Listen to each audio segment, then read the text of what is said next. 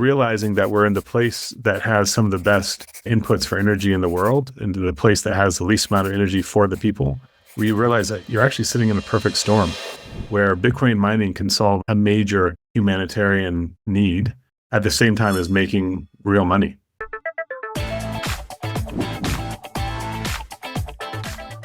Recently, I think 2 weeks ago, there was an ABC conference, Africa Bitcoin conference. I think it was in Kenya, and you guys were both in attendance. Tell us about what this was like. Yeah, it feels like 2 weeks ago, but it was actually just last week. I mean, it finished up, I think, on Wednesday last week. So what's it been? Yeah, a week. Yeah, it's been here in Kenya. So we had, about 600 plus people attending. It was sold out. It was just full of really good people. I think they said, Charlene, correct me if I'm wrong, but I think I heard over 40 countries were represented there. Yeah, easily. I agree. It was, so this was year 3, right? So this is the 3rd time we've had Africa Bitcoin Conference, and it has gotten better and better every year. I think one of the highlights for me was just to see the number of entrepreneurs starting ventures, and I'll tell a story. Just one story. I met a gentleman named Jodam. He is a Kenyan entrepreneur. I met him 3 years ago at Africa Bitcoin Conference in Ghana. He was a new developer, a new Bitcoin Core developer. And today, or last week in Nairobi, he launched a new venture called Bitsako. He's the founder of Bitsako, which is a Kenyan savings tool for people to save in Bitcoin. So in 3 years' time, he was a student of Bitcoin, and now he's a founder. And the pace of that innovation, keyword, it is what we actually saw at the Africa Bitcoin Conference. And it was phenomenal, just phenomenal. Yeah. Bitsako, real quick on that one too. Jodam, I think both Charlene and I saw Jodam come from just being a software engineer to building stuff. So SACOs here are savings companies, which are basically a group of people who come together, band together, and they share their savings with each other. And so it's a very African way of doing savings outside of banks and traditional lenders.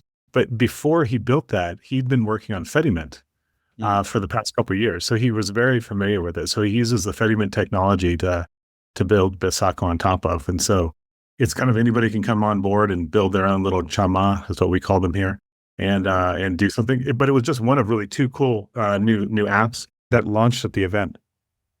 The other one was Tondo. And Tondo is just a really easy way to pay any merchant in Kenya with M-Pesa. M-Pesa here is our mobile payment system that's been around for, I guess it's almost 20 years now, but everybody has it. And so if you want to pay with Bitcoin, you can, and you just pull up the Tondo app, you send money to the person in M-Pesa, so they don't even realize that you're paying with Bitcoin. But it's a really easy way to start getting people to understand that it's money. So that got a huge amount of usage this last week. This idea of community custody, I think, is lost on a lot of people from, call it the US or Europe.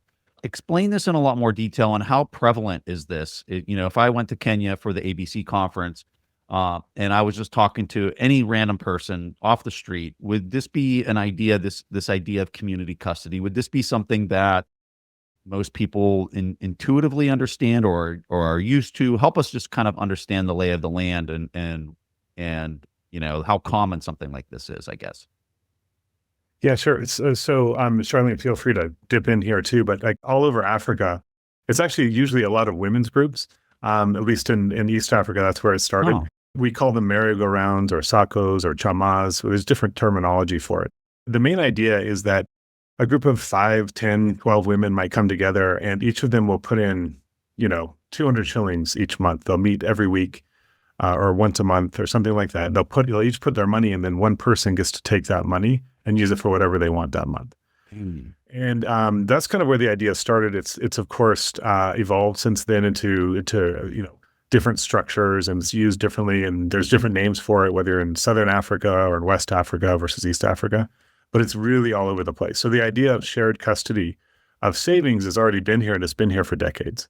The idea of doing this on Bitcoin is what's new, and I think that's what makes Bitsako so interesting and so exciting for so many of us who have grown up in Africa, have seen it used, and we can see the potential of getting people sucked into that space and saving in Bitcoin and using in Bitcoin.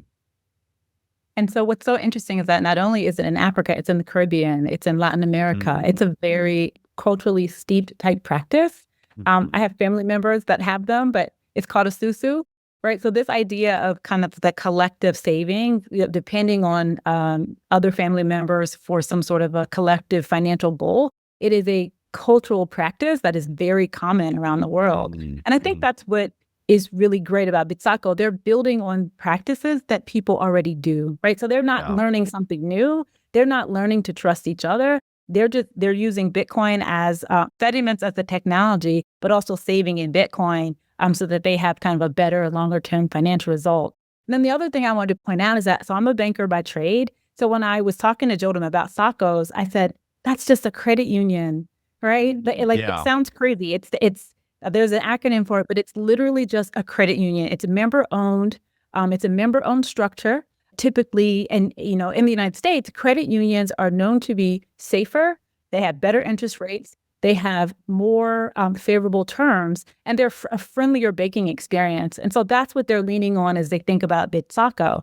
I'm super excited about that. And I just think that whenever you can create a technology that highlights cultural practices and traditions that are already in place, and use technology to accelerate that, that's going to be a game changer. So I'm excited. And again, that's kind of what we saw at ABC, just in a culturally relevant innovation that was unique to the country, region, or space. So love it. Hey, so I'm going to embarrass you a little bit, Charlene. So Charlene has a new book out. And I just happened to be on Twitter, kind of scrolling around, and I see this tweet of Charlene there with Jack Dorsey. He's looking at your book. How fun is this? And I just shared it. For people that are watching the video version of this, I just showed the tweet. And there, Erik has the book, The Bitcoin Leap, How Bitcoin is Transforming Africa. And I've gone through the book, Charlene. It's fantastic. I want to talk about a couple different things throughout the show, but talk to us about writing this book, because I mean, this is not no easy endeavor to write a book and then to market the book and all that other stuff that goes with it. And it's fantastic. It's fantastic. So, what's your key takeaway with the book? Well, thank you.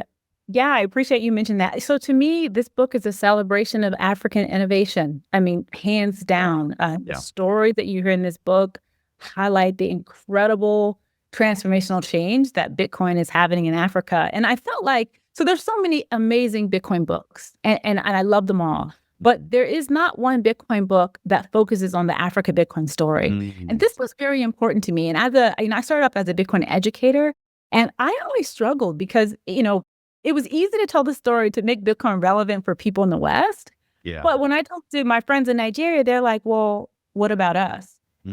Although Nigeria is one of the African countries that was on Bitcoin well before certain pockets of the United States. And so I felt like the space, the Bitcoin ecosystem needed a collection of stories, a canon, a piece of literature that actually highlighted the incredible entrepreneurs that were building on Bitcoin in Africa, that actually talked about the practical utility of Bitcoin, right? The broad and practical utility, and then focused on the social good. So that's why I wrote the book, and I'm very thankful that it has been well received. I did have a chance to talk to Jack Dorsey about the book. Yeah, what did Jack say?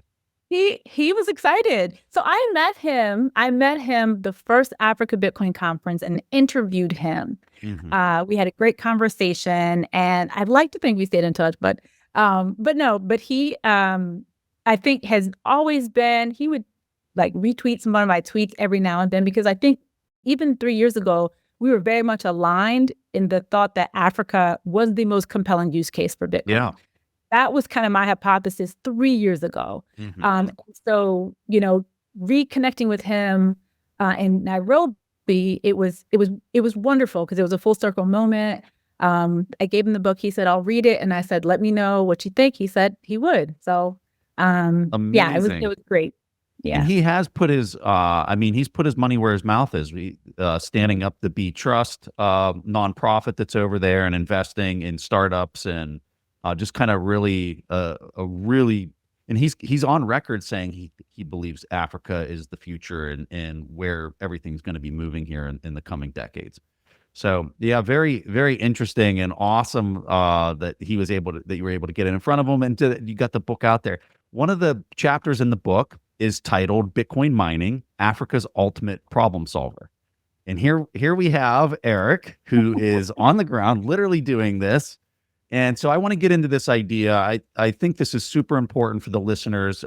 Talk to us about Gridless. Talk to us about when I look at what you're doing, Erik, you're solving the chicken and egg problem in Africa with getting communities powered, but there has to be some buyer of last resort to consume this energy. And so you're solving this chicken and egg problem. At least that's how I'm describing it. But take it away. Tell us in your own words how you kind of view the problem that you're solving there and how Bitcoin really is this ultimate problem solver in Africa. Yeah, well, before we get into that, though, I mean, we should talk about how like a year and a bit ago, we had our first Africa Bitcoin Mining Summit where we're trying to get together the African Bitcoin miners from across the continent. We learn from each other, make connections, help with everything from suppliers to how to fix things, tricks and tips that we know, so that we can share them with each other and people get better at what they do. And along comes this, well put together lady from West Africa, who is all of a sudden interviewing all of us about what's going on with Bitcoin mining. And I'm like, Charlene, what are you doing here? I mean, do you mind? Well, I play with miners a little bit.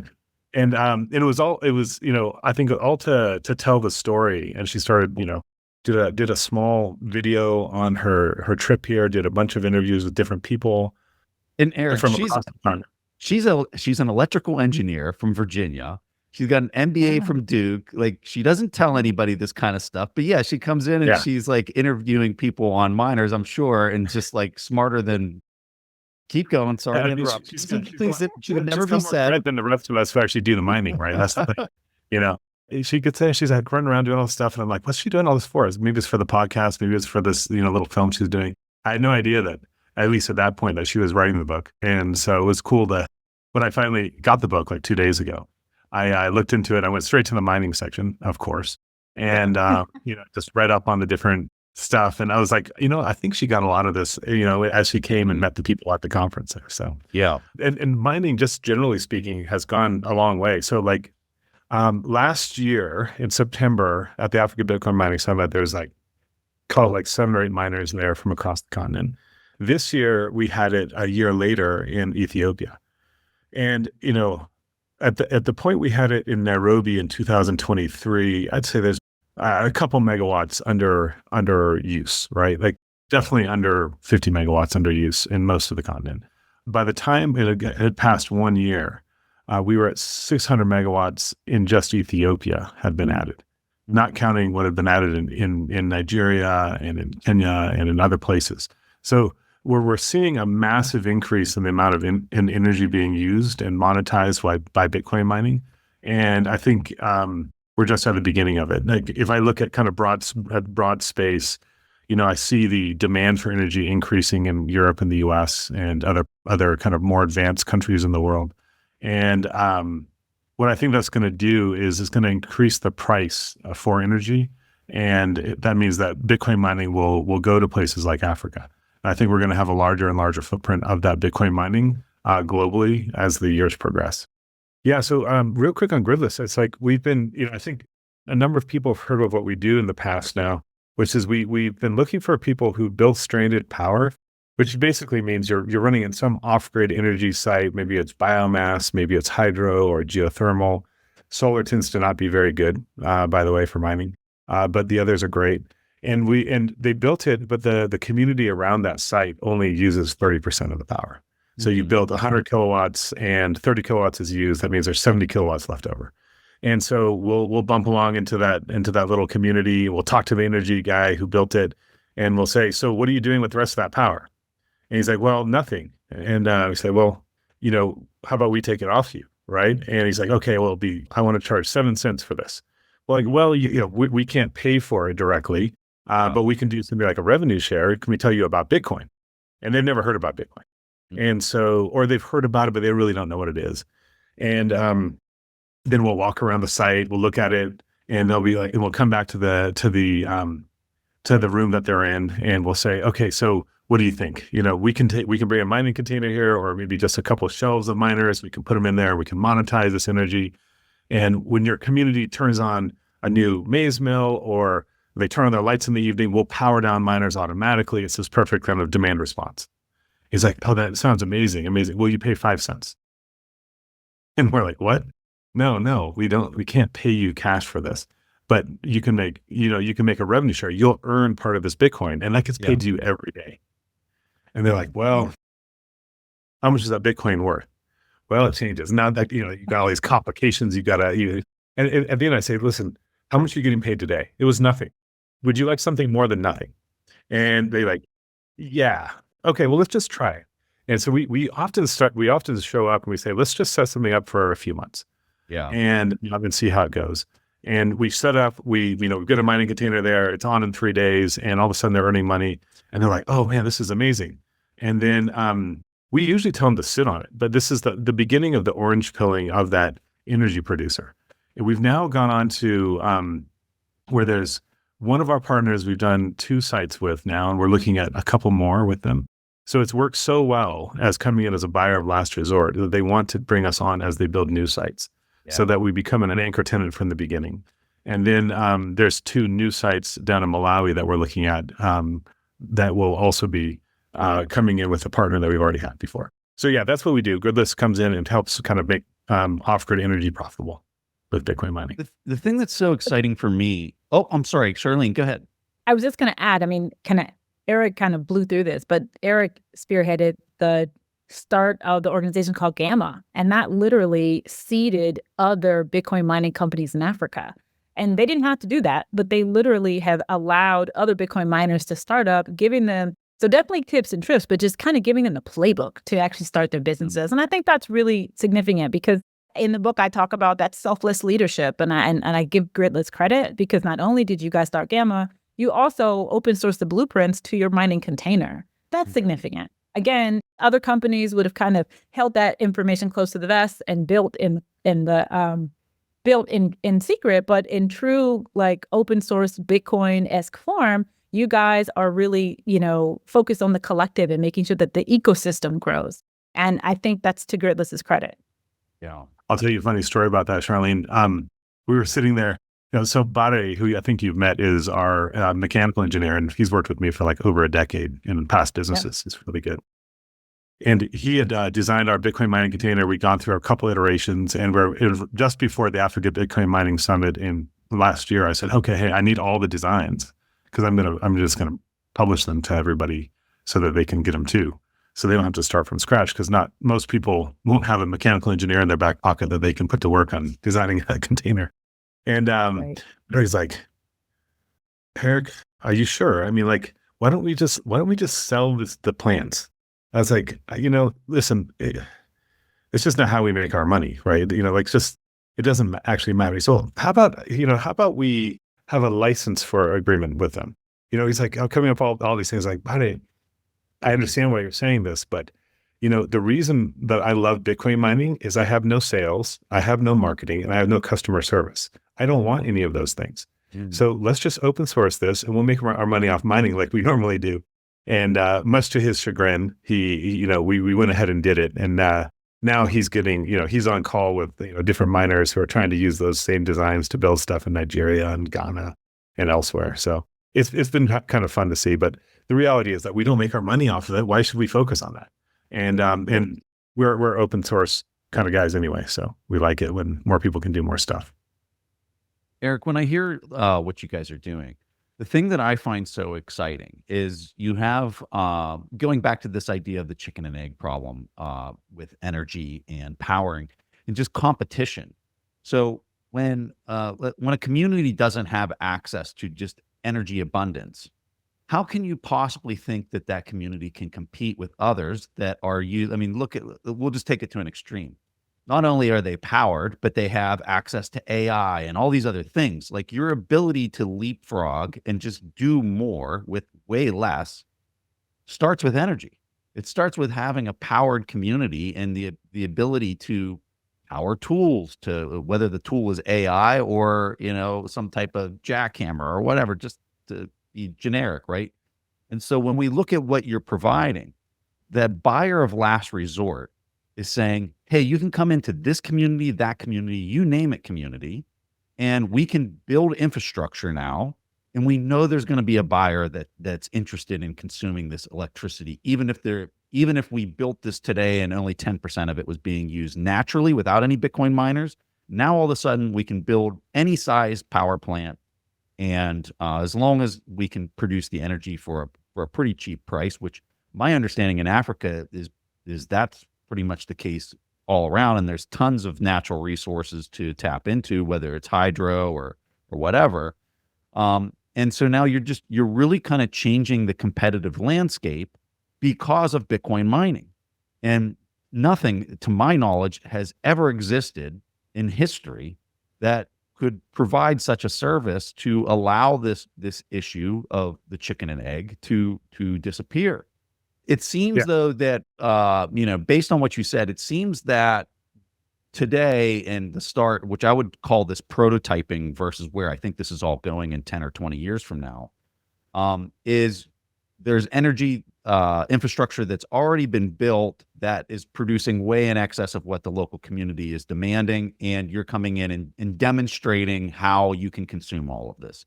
It seems like that's where it's at today. It doesn't seem like you've had power producers come in and build because they know that the Bitcoin miners can consume the additional electricity. Is that a fair statement?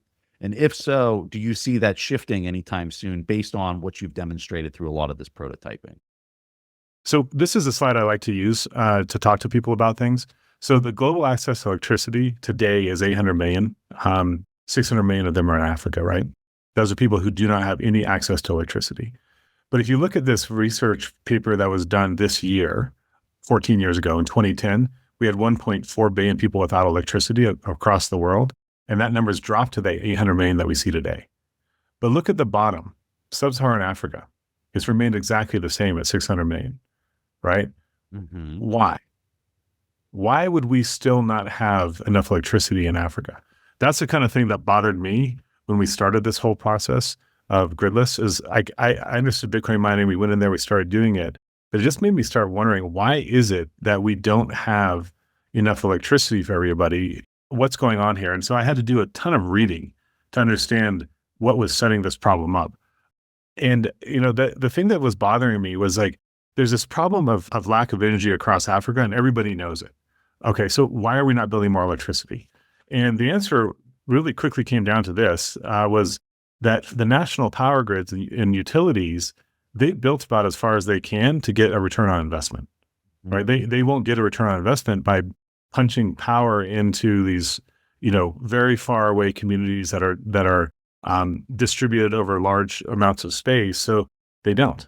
And so the only answer then is that mini grids have to be built in these rural areas. Well, so it turns out that Africa is one of the places with the best off-grid energy resources. So you have hydro, you have solar, you have geothermal if you have the capital to develop it.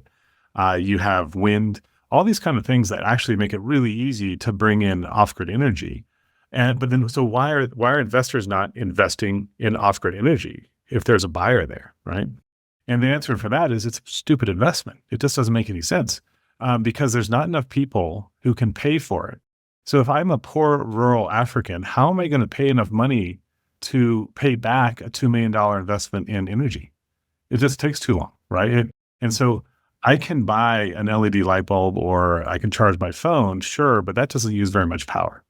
And so if I'm an energy investor, I basically enter this willful delusion with the energy developer that will someday in 30 years get paid back on this energy. But that just doesn't happen. It never has, right? So along comes Bitcoin mining and says, oh, by the way, we can make this profitable for you now. Yeah. And it does. And it's like this magical thing. But here's the crazy bit. Who's actually financing these things to date? It's concessionary financiers. So this is your, Rockefeller foundations. It's your USAIDs. Oh, okay. It's all these African Development Bank, maybe the European Development Bank. And, it might come as a surprise to you, but they're not all big fans of Bitcoin. And so even though we came out and showed this model, they actually we actually had at least one of our energy partners who had gotten debt financing from one of them get pushed back and told that they couldn't receive the Bitcoin. So you start What's seeing the hang up there? Why is Why? that? Why? So I was on the phone with that funder, and I explained to them what was going on, and that, we're the anchor tenant on that site. And in fact, if we're not on that site, that energy site is not self-sustaining and goes bankrupt, right? So our existence on it makes it possible for that whole community to get power, Wow. right? We're talking thousands of families have electricity in their homes. People have built, maize mills, so people don't have to, the women don't have to walk 10 kilometers now to get their maize milled. There's cell phone towers that have power in them, and they want that to go away because they'd rather we not pay the energy partner Bitcoin as their revenue stream. And so it's one of those things that it's a perception problem and a regulator problem in Europe that is infecting the development of energy in Africa.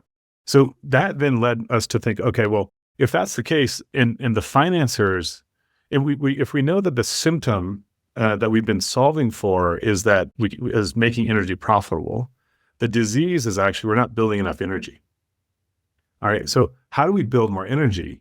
Well, if we go back to look at the traditional financing of it so far, you realize that it just will never move forward. Yeah. Is there a new way to think about financing more energy? And as Bitcoiners, we were challenged by the likes of Jeff Booth, Elise from Stillmark, and Obi, all of us, either friends or investors in Gridless, and they said, "Listen, you're thinking this with a fiat mindset. Why don't you look at this as a Bitcoiner and think about how you could do that?" And by the way, do you know you could get loans against Bitcoin? We're like, what? We had no idea you could do that. And so what we did is we sat down and reran the numbers. And we're like, well, if you do Bitcoin financing of new energy, you could actually build much more energy than you could if you spent it at dollars anyway. And maybe there's a way around this kind of broken model of energy investment in Africa, and Bitcoin is the method for that too, right? Mm-hmm. And to kind of give you an example of what I mean by this, the capital efficiency is really just unmatched. So if I take $20 million and I put that into Run a River Hydro in Africa, I can build 10 megawatts. So, in 30 years, unless I go raise more money, I'm still just going to have 10 megawatts. However, if I take that same $20 million, put that into a Bitcoin treasury, and then I leverage that Bitcoin treasury against a Swiss bank, that will give me a 50% LTV, right? At an 8% interest rate. I can build 1 to 4 gigawatts in 30 years. That's the difference. That's 148x capital efficiency. Wow. So there's a new way to think about this. Like, we see the likes of Saylor using it for MicroStrategy as Bitcoin treasury as a really interesting way to make more money, make more dollars. But there's a way to make more Bitcoin and more energy with it too. Man, that is so powerful. Okay. Wow. All right, I just threw a lot at you guys. No, that's amazing. That's what's on my mind these days.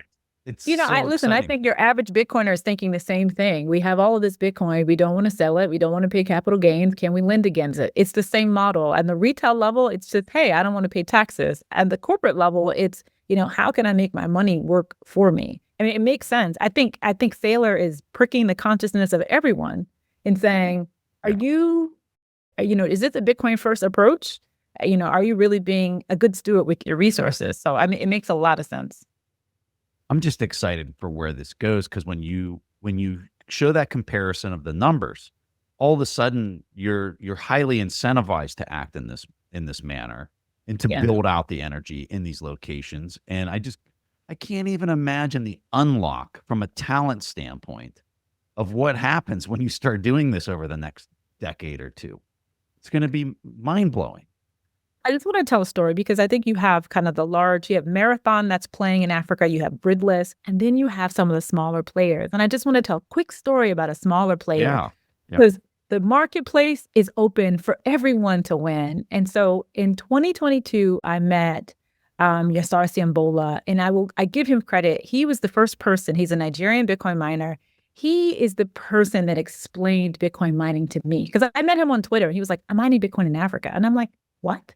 Are you serious? He had 12 Bitcoin miners, and he said, Charlene, and so his story is incredible. He was, I think he studied agriculture undergrad. He was fixing solar bikes, and he wasn't able to make a living fixing solar bikes. So he clearly has an engineering, ability. So he switched to Bitcoin mining, was running 12 machines and making about $60 a month, which again, not a ton in the US, but in Nigeria, not bad for an income stream. That was a couple years ago. I talked to him in Nairobi. He's running more than 3 sites and has almost 1,000 miners in his company. He's Wow. the CEO of Trojan Mining Company. He's running a 500 megawatt facility in Nigeria. He probably is the largest Bitcoin, or one of the largest Bitcoin miners in Nigeria. He's probably about 28 years old.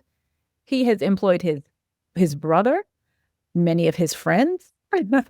He literally has used Bitcoin mining to uplift his entire community. He tells me that he has friends that were, doing some dubious things. They have stopped that, and they have, he's trained them in Bitcoin mining, and he's literally become a leader in his community. And the last piece is he learned to fix Bitcoin miners, and he taught himself. Yeah. So this is a kid. I mean, a CEO, but just really literally he had the engineering prowess, he had the intellectual curiosity, and he had the talent to create an entire mining company by himself with his buddies. And he's doing extremely well. And now he's one of the folks that Erik's works with to kind of give people insight into how to mine in Nigeria. And, that's incredible. And so I think it's important to say that, like, small scale, large scale, that innovation is happening at every level. And Africa is the place for it. I love go ahead. What's funny about Siambola, real quick, Preston, is that we were just sitting down talking this last week, and he's set up Energy Bloom's new site. Makir has a new site, Yes. and it's a gas flaring site in Nigeria. But he called on Siambola, who's one of the Gamma members in Nigeria. So Siambola and Sambo shoot down there. They get waylaid by pirates on the way, and he loses his very cool merch from the African Bitcoin mining summit that he's the most sad about. And he, but they set up this new site, and then they make their way back, and he doesn't get mugged on the way back the other way. And but that's the kind of craziness that goes on here. So you have a community of people who are coming together to learn about things, teach each other, and then other people reach out to them. And instead of saying, "Oh, let me go take that energy contract from you, because now I know where it could be," he says, "Yeah, let me, sure, pay me to help you set this up. Right. But then it's your site. Here's your 500 kilowatts, 1 megawatt, whatever it is." Mhm. And I think, that's maybe it's not always going to be those kind of relationships, right? There is going to be some cutthroat going at it for energy contracts. But you see this kind of work within the continent thus far. We've been trying to build a community that works together rather than one that, is at odds with each other. Maybe That's the power of ABC too. Is you're getting Absolutely. people together. You're showing the team effort, right? Charlene, this story you just told reminds me of some of the coaching that I find in your book. So this idea of innovation. Let me read this quote here. At the start of chapter 3, it says, "Creativity is thinking new things. Innovation is doing new things." And you go into this LEAP framework. So for people listening, very, very simply, this is for people to really kind of harness this idea of innovation to transform themselves. And you just provided an amazing story of somebody who literally just did this. And so somebody might be seeing that or hearing that and saying, "I need to innovate myself. I need to have some type of breakthrough like the story that you just provided." And so you have, it's a 4-step process. I'm going to very generically cover this, but she goes into a lot of detail in the book on how a person can do this. You start off, love the unknown, then embrace the fear, align with your goals, and then power up your skills are the 4 things that she talks about in this LEAP framework. Talk to us about what you're trying to accomplish with this in the book. Yeah. And thank you for bringing this up, because I don't think I've spoken a lot about this part of the book. I meet Bitcoiners from all around the world. And so what happens is that you learn about Bitcoin, then you're excited, and then you don't know what to do. And I literally wanted to create a chapter to help guide a new Bitcoiner's thinking to figure out how to take their place in the Bitcoin space. It's not enough to hodl. It is not enough to hold. We need all kinds of talent building and creating.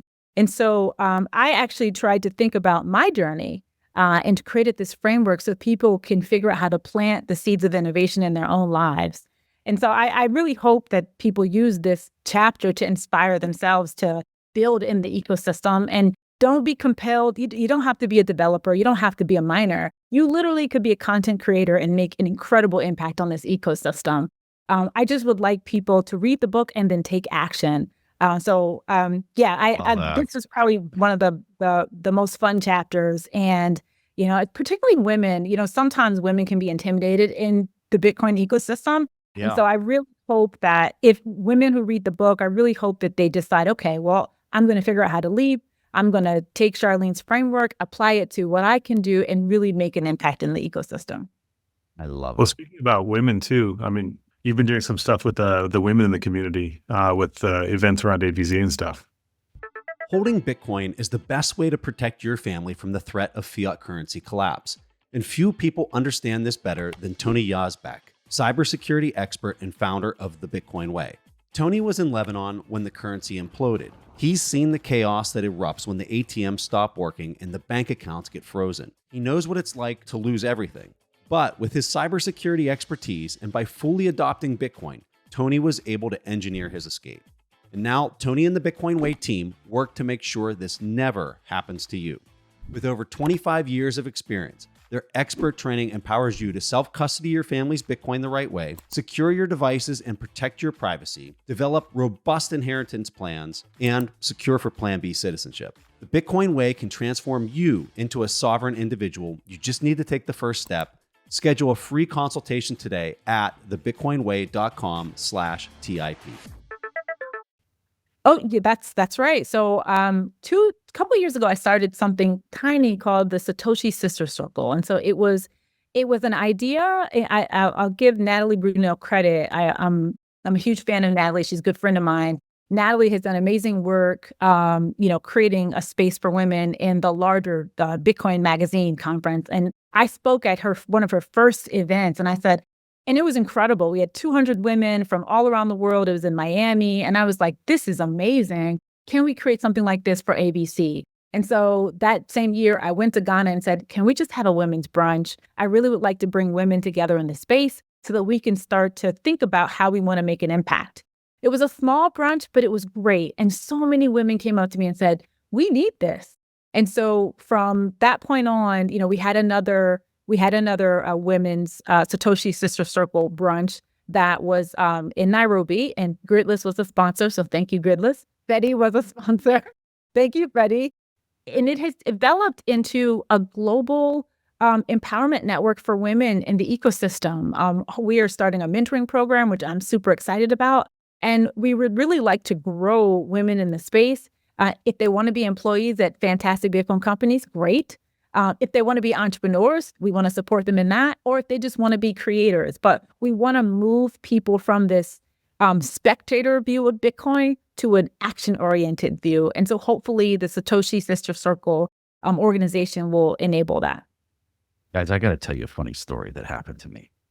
I normally don't like to talk during the shows. I want to showcase my guest, but this is too funny. You're talking about Natalie Brunel and women in Bitcoin. And this story is hilarious. This story is hilarious. So, all right. So we're in Miami. This is probably, I don't know, maybe 2 years ago or something like that. And Natalie was putting on her Women in Bitcoin, and my wife was with me in Miami. And Natalie kept telling me, Preston, you got to make sure your wife comes to this, blah, blah, blah, blah, blah. So I tell my wife, and you guys got to realize, my wife really doesn't, she's not really interested in Bitcoin at all. It's hilarious. It works great for us because, I do the show and it's like after I'm done, we don't talk about that kind of stuff. And, but anyway, she's there with me in Miami. And when she's with me and we're walking around, it almost always turns into these like hardcore, like finance. And she's not a math person either. I'm a hardcore math person. So like I think in her mind, anytime we have like a Bitcoin conversation, it's math and financial terminology and blah, blah, blah. And she's just like, get me out of here. Like, I don't really. So anyway, long story short, Natalie's like, Preston, make sure Demi comes over to the thing. So I'm telling my wife, she's like, okay, I guess I'll go. Like, I'm going to go there and sit and listen to all this engineering, math, blah, blah, blah. She goes, she has the best time ever. Right. She was, because it was, and my wife, she runs a nonprofit. Mhm. And so she's very like nonprofit oriented and whatever. So she goes to this and they're showcasing a lot of these amazing stories of like how Bitcoin's impacting people and whatnot. So she comes back. Yep. I didn't go. Greg Foss went. There's a picture of Greg Foss. He was the only guy at this event. But anyway, she comes back and she was thrilled. So this is the funny part of the story. So late, it was like the next day or whatever. And I'm not trying to name drop. I'm not trying to like do anything. This story is hilarious. So we both got asked to have dinner with Michael Saylor, and we're at his house, and there was probably 10 people, 12 people, or something like that at the dinner table. And Michael runs these dinners in the way Michael operates, and he starts off the dinner, and he says, "All right, I want everybody to go around the table and say the one thing that you're thankful for." Before we start having a conversation. So it goes around the table, and my wife and I are sitting there at the very end of the table. We're like the last ones to go. It goes around the table. This is so ridiculous. So it gets to my wife, and she has to say what she's thankful for. And doesn't she say, she goes, "Well, I am thankful for Natalie Brunell because for the first time, I feel like I actually understand." And the whole table just erupts laughing, and they're all looking at me like, "Preston, you idiot! Like, how in the world is your wife saying that she never understood Bitcoin until she met Natalie Brunell?" So Sometimes you have to hear it from a woman. something, right? So Exactly. no, just to I This is guess why these spaces are important. that's why it's important, and I guess it's it also makes That's an amazing, but you know what, Preston, that's an amazing story. And that's just how the world works. We Yeah. need a lot of voices in Bitcoin because sometimes the same message is just not heard from the wrong person. So there you go. And I hope your I was wife, definitely the wrong person, right? But hopefully she's coming to more events going forward. she has Maybe. come to some more events, and I think honestly though, like ever since this brunch that Natalie threw, my wife has like looked at it very differently than she ever looked at it before. So I guess I have Natalie to thank as well. But yeah, And women in Bitcoin, right? Women in Bitcoin. Sorry, that was a really long story. I hate to take That was great. time out of the show for personal stories, but okay, I know where I want to go. Erik, so during the ABC event, you took some people out to a mining site. I'm curious, what were some of the comments that surprised people the most when they got on the ground and they actually saw like the physical hardware and what it was that you were doing? Like what's some of the comments that you heard people say?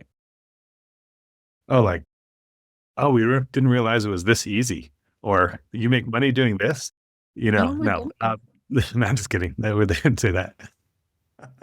But it's interesting when you get people on the ground, even fellow Kenyans, right? They look around. They're like Bitcoin has always been an esoteric thing for most people, where it's this digital currency. You don't touch it or see it. But for the first time, they get to see something physical that's a part of Bitcoin, and they can actually touch it, and they can hear the fans going, and they can feel the heat, and all of a sudden they're like, okay, this is where new Bitcoin gets created. This is where transactions happen. And so even with Bitcoiners from Africa, it becomes real, right? I think that's the thing that is always gratifying to see, is that people kind of can put a point on it. We took people to 3 different sites this ABC, actually. So we took them to our biomass, we took them to our hydro, and we took them to geothermal. And so different groups went to different places. And, there's something kind of magical about each of those types, right? It was turning agricultural waste into energy, taking steam from 2 kilometers deep in the earth to make energy, watching the river and just seeing the turbines spinning. And, each of these things is again, it kind of brings it to the fore. And I see that and Charlene would remember this from my talk. I talked actually a lot about how, well, energy, if human progress is a story of energy, we have distanced ourselves so much from what energy actually is, from the electricity in our homes to the hospital being open at night, to all these normal things that we just take for granted. We forget what energy actually is and how much like people power is behind everything we do. And so when you get to see energy being made and you get to see it then, powering this base financial commodity called Bitcoin, you really realize there's something here, right? And I think that's the gratifying part is like, some guys geek out over the technical parts of it and they're looking at it, they're like saying, oh, so this machine is really that dumb? Yeah, it's really that dumb. It's really that poorly made, right? They're really not great machines. And you're like, okay, well, if you can do that with that, imagine what you could do with this. And they start thinking about, well, near my village is a river that nobody's put any hydro on. And could we do something there? The visitors who come in are always enthralled by just talking to community members. They'll talk to somebody who lives nearby and say, how has electricity changed your life? And Anna from Bitcoin Honey Badger was here, and she went to the hydro site with me, and she ended up talking alongside, I think, Joe Nakamoto, to some of the local community members, and just kind of, she was very silent on the way back, right, as she was thinking about how much of an impact she could see this energy had on everyday lives of people in the community. And it's heavy, right? We've been distanced from it, those of us who live in the city. And when you get out to the rural area, you realize how much of a base commodity energy is. Yeah. Charlene, did you go to any of the sites when you were there on the tours? So I was fortunate enough to visit the Gatugu site on the first Africa Bitcoin Mining Summit. And, I think you realize, so I agree with everything that Erik said, but then you realize that when you go to one site, there's so many areas of rural Africa that do not have electricity. I mean, the sight line of just gorgeous trees, and they call it the bush, but it is the most fertile and beautiful place that you've ever seen. So bush sometimes has a negative connotation. I think of it as the Garden of Eden because there's rolling blankets of lush grass and trees and everything, just pristine beauty of beautiful earth, where there are people that just live there and they're kind of doing the best with what they have. And in many cases, they don't have a lot of access to resources. So you just kind of get it. It is a reminder of definitely how, gratitude is really important in this space, but also how much work we have to do. There's so much work. And I think the encouraging part for me is that there's so many areas in Africa that can very easily, benefit from a mini grid, and just like that, you can change lives immediately. You don't have to wait for the World Bank. You don't have to wait for the government. You literally don't have to wait for anybody. You just need, you don't even need a ton of money. You could just get started and the community will support you. And that's what I think is beautiful. It's that, we have such interesting, unique problems in Africa and again, just incredible innovation to solve them. What's one of the biggest Can I share one more image of something? Yeah, go ahead. This is the site that was built in Zambia. It's a 700 kilowatt site in very, very rural Zambia that powers, when we started a year ago there, it powered 1,000 families and about 200 businesses. Now it powers 1,500 families and 250 businesses. Charlene was dead on this. This site was actually built with some concessionary financing, but it was built by the community. So all of that civil works you see on the side there was no heavy equipment used. It was built by members of the community who came together and laid those stones, stone by stone, cemented it. Of course the turbine and the pipes were brought in from afar, but the rocks were all local. It's on the Zambezi River. It's a beautiful place. But, what I think is interesting about, this is that there's sites like this all over Africa.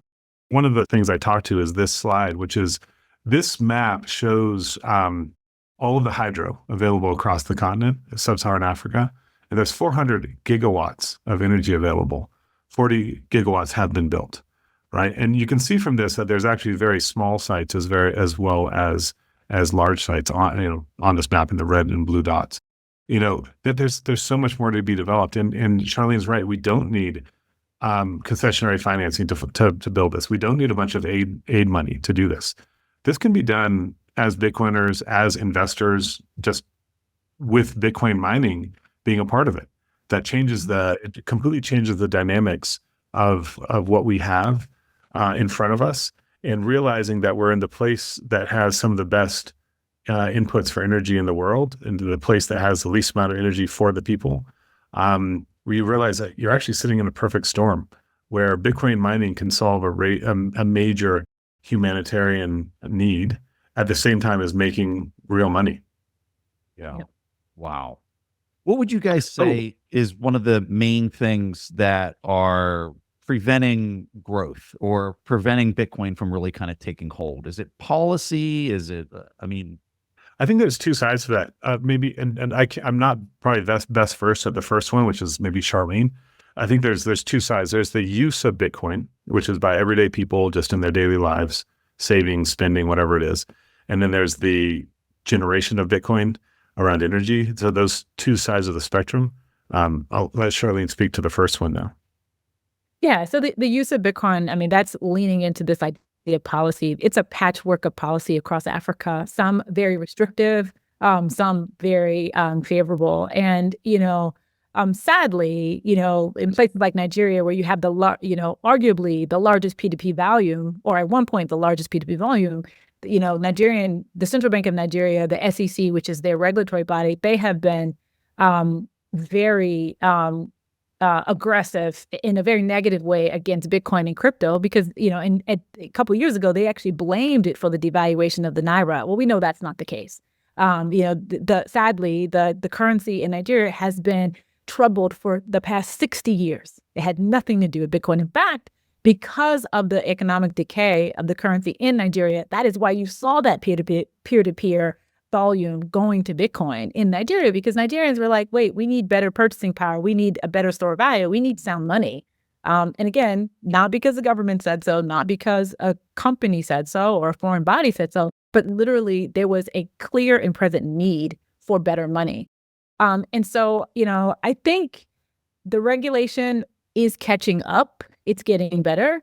It's not the best. South Africa is better than others. In South Africa, there are businesses that have registered crypto licenses, and so they can businesses can allow for the payment and the sale of Bitcoin and the payment of employees in Bitcoin. So that's great, but regulation has never led. Regulation has I'm a banker, so, and this, Preston. Yeah. Regulation has always chased innovation. But I think, but Bitcoin mining changes the model. And when there's money to be made, somehow regulators get it together. And I think that when you start to make that economic case, it's good business to be a miner and it's a good business to be involved in the Bitcoin, then all of a sudden people start to be flexible. And so I'm very hopeful that as we experience these all-time highs, as Bitcoin is a conversation all around the world, the central banks in Africa will take a second and third look to start thinking about how Bitcoin can be a part of their national strategy. Love that. Erik, anything else to add? I think you're right on the last bit. I've had conversations with 3 different government representatives in the last week from different countries in Africa who, this usually happens as the price goes up. All of a sudden they hear about, Bitcoin mining, they realize they have stranded power. Gridless is the one they've heard about, so they contact us. Even though we don't do big power, at least we can give them some insights into why it's worth doing. Yeah. I think, on the regulatory side for mining, though, it's not the same problem, right? Energy development is energy development. It's been going on for decades anyway, and the regulations are there. And if you're doing it usually in Kenya, it's under 1 megawatt, and Zambia, it's under 5 megawatts. There's a lot less red tape to just build energy. To do Bitcoin mining, it's just data center laws, right? So the same data center laws that, you use for building a large Google or Facebook type data center are the same things that we follow, right? So we get type approved on the importation of the Bitcoin miner itself. and then it's just the basic paperwork. So the regulation isn't the problem, especially when you're dealing with independent power producers. When you're dealing with government to do the mining, then you have to deal with internal bureaucracies. But it's not as big of a deal when you're building your own energy or you're building on other people's independent power production.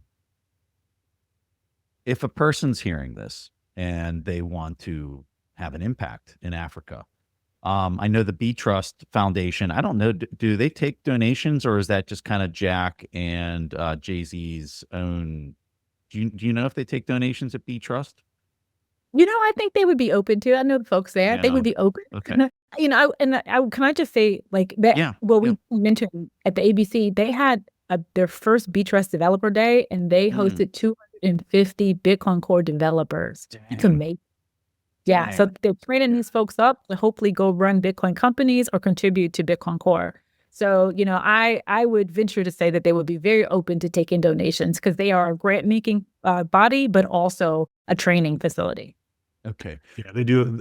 I think just to bring it back to what we started out at the beginning is, we're seeing like the Tondos and the Bitsacos launching this time.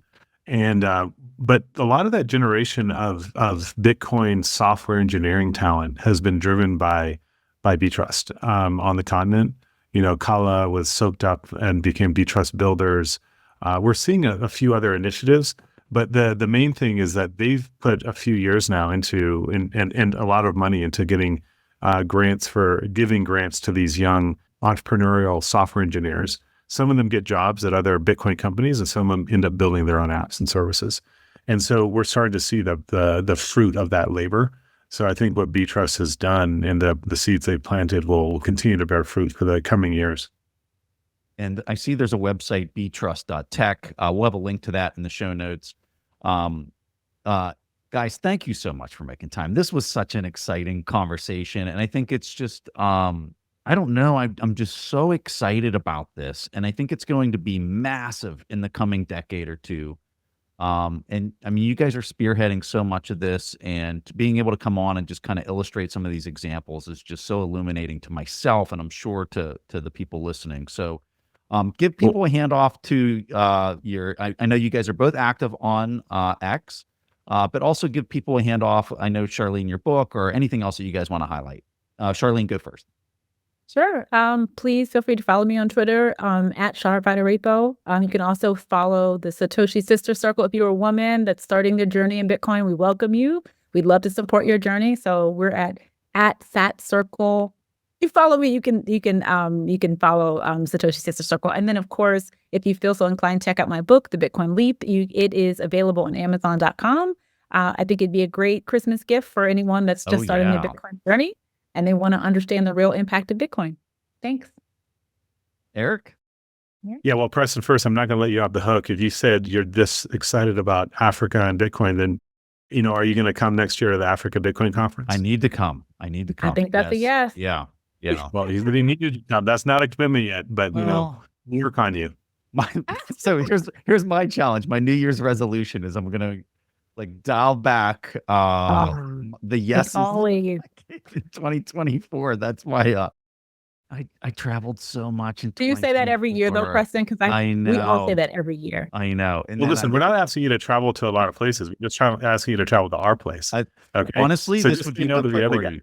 This would be one of my priorities for the year, to be quite honest. Okay. Of anything I've been asked to, this is a priority. Yeah. All right. Well, Preston, we'll consider that as we need to do more work to convince you. Okay. No, that's okay. Awesome. So I guess for Gridless, it's just we're at Gridless Compute on Twitter. That's our one and only public channel. So when we talk about things, that's where you find them out. And then there's a Gamma site as well. It's Gamma_Alliance. And that's where you can find news about some of the other members from, we got Sebastian in the Congo, we've got Siambola in Nigeria, I got Nemo up in Ethiopia, we've got two new groups, one gas flaring in Nigeria, one doing hydro in Ethiopia. We've got Sid down in Zambia. So they're all Gamma official. And then, Gamma Alliance. And then I'm just at White African on Twitter. So if you want to find me there, you can. Amazing. All right. I'm in. Is it in December next year? When is it? Yes. Probably November, December. It hasn't Okay. been officially set, but yeah, end of the Okay. year.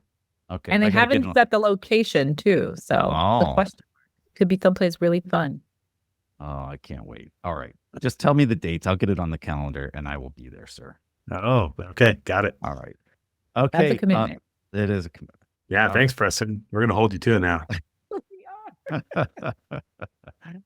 Guys, I really enjoyed this and I'm just so excited about all of this. And we'll have, for the listener, we'll have all of those links and things that they talked about in the show notes. Guys, thank you so much for making time. Thanks for having us, Preston. Thanks for having us. If I'm going to invest in anything, it has to be something that'll still be around in a decade, in 20 years, 50 years, and that's going to be just Bitcoin.